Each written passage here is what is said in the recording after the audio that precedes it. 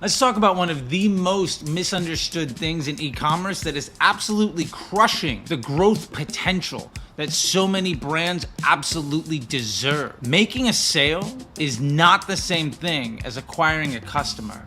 Let's break this down to the two big things that we need to know and how you can begin to change the way you look at the sales you make and the customers that you acquire to massively scale your business. And this is one way that I've helped brands change the way they look at their numbers. And as a result, their numbers look a lot different. All right, let's get to it. The biggest fundamental difference between making a sale and acquiring a customer is repeat business, additional revenue, feedback, and ultimately what you can use to leverage your growth. The way I want you to start thinking about this is the story of the hunter and the farmer. Now, the world's greatest hunter might go out there. You might be the best hunter, the best salesperson, the best at getting profit on your sales today. But if you take a day off, or if you have a bad week, you might die. You might go out of business. However, a farmer can throw seeds in the ground, throw some water on it, and feed hundreds. Humanity was around for hundreds of thousands of years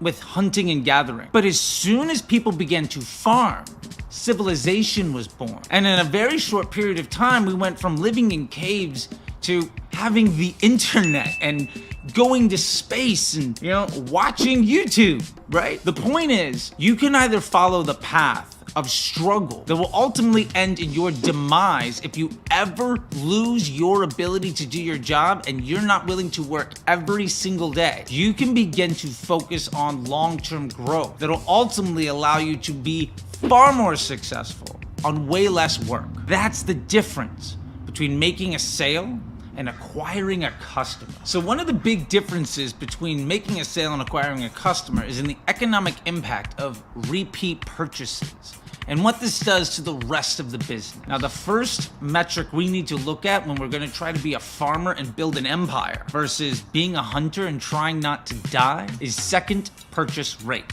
SPR. Now, second purchase rate basically says, how often does somebody who buys one product buy from us again? Is it 1%? Is it 10%? Is it 50%? And also, when does that second purchase happen? Is it 30 days, 90 days, 2 years? These are fundamental things that we need to know, and that can build the foundation that we can build our empire on. So the second thing we need to focus on when we're working on building this empire instead of trying to hunt and not be dead is that we need to ultimately shift what's important from AOV to LTV. Instead of looking at the average order value of every transaction, start looking at the lifetime value of every customer.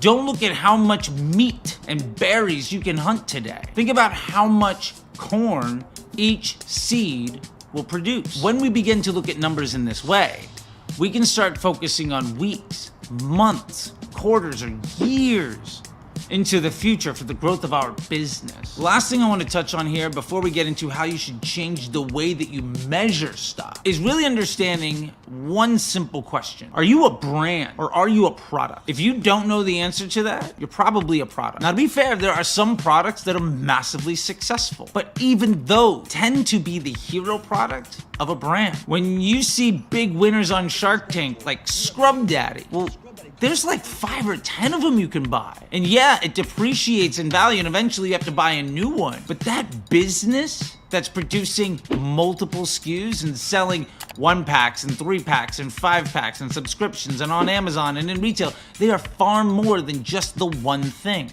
As a matter of fact, I challenge you to actually come up with any 8 or 9 figure business built on one product. And if you know one, drop it in the comments below. I'd love to have my opinion change. The point here is, if you really want to be successful, you have to start thinking like your product as the front end to your business, to your brand. Otherwise, as soon as it turns cold or you have a few bad days or God forbid you want to go on vacation, you could go out of business. Now, before we go much further, I know you're getting a lot of value out of this. Remember to hit the like button and to go ahead and tap subscribe, ring the bell, make sure you don't miss anything that comes out of this channel because this is going to help you have the best year ever. All right, let's get back to it. So I promised you we were gonna change the way that we measure this stuff. And the number one thing that we need to do is shift our focus from thinking about ROAS or MER, these effectively trash metrics that a lot of business owners have been taught to value because digital marketing companies years ago used it as a sales pitch. And by years, I mean decades ago. We need to stop focusing on the ego of the marketer and start focusing on the success of the business with something we call PSM. Profitable Scaling Margin. So let's break down ROAS for just 1 second. ROAS is basically our profit for today. We spent X amount of money, we made X amount of money. The only problem is that number isn't real. It's based off of attribution, and every single channel will lie to you. So then we say, well, we use MER. Great, that's also a lying number. Does it take into account cost? Does it take into account lifetime value? Does it take into account how many of those purchases or repeats or not?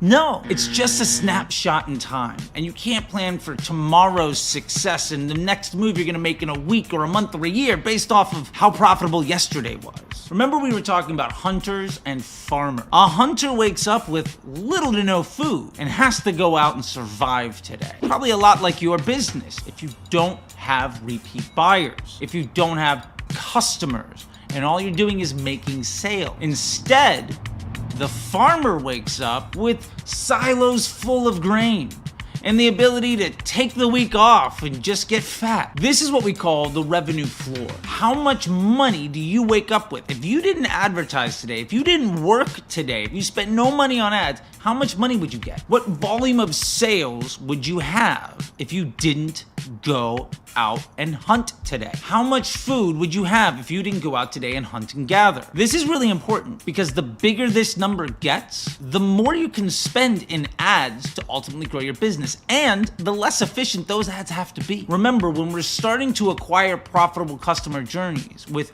multiple purchases, and potentially each one of those purchases might be more efficient because we might not need to pay nearly as much for all of them. What we're doing is we're setting ourselves up for future cash flow. We're setting ourselves up to have grain in the silo. We're gonna have money in the bank whether or not we do anything today. And we can spend our money to acquire more profitable customer journeys so that tomorrow or next week or next month, that amount of grain in the silo continues to grow. As long as it grows faster than we use it, we're gonna need more and more silos. Our bank account will get bigger and bigger and bigger. And it has very little to do with how profitable any one day is. It has almost nothing to do with the average order value of any one particular purchase. It has everything to do with acquiring customers instead of relying on making sales. So what's the superpower of acquiring customers versus just making sales? By growing your revenue floor so that you can begin to invest more and more each day, even at a lower efficiency. So you're acquiring customers at a higher and higher volume. You see stable, geometric growth. I've been growing businesses from high 6 and mid 7 to mid 8 and low 9 figures for years now. Pretty much every single year. For nearly the last half decade, I've done this at least once. The last time I came on board, the business was doing $200,000 a month. Now, 1 year later, we're doing $1 million a week. The reason that this works over and over again isn't because I'm really lucky. It's because we're focusing on the best way to be farmer. We're focusing on the best way to acquire a better revenue floor tomorrow. When we start focusing on growing our business instead of prioritizing the ego of the marketer and rewarding salespeople who, if they leave tomorrow, we're dead, our future is gonna look a lot brighter and it's gonna be a lot easier to stay there. We're gonna make a lot more money and we're not gonna have to work nearly as hard to do it. Now, I know you've enjoyed this, and trust me, this is just the first in a series of videos I'm gonna be dropping over the next few weeks. And if you want even more in-depth help and lessons every single week and the opportunity to get on camera, share your screen, and dive deep into your path to success, check out Disruptor School.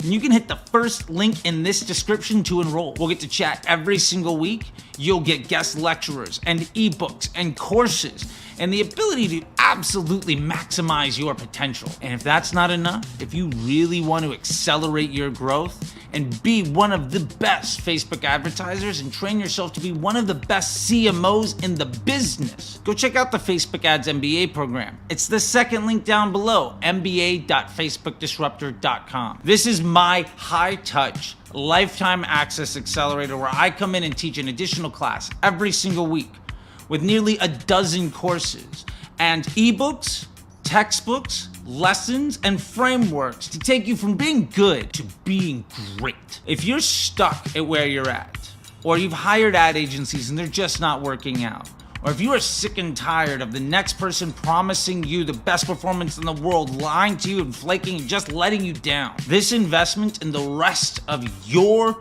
business's future will pay off in spades. So yeah, with that, I'm gonna let you go.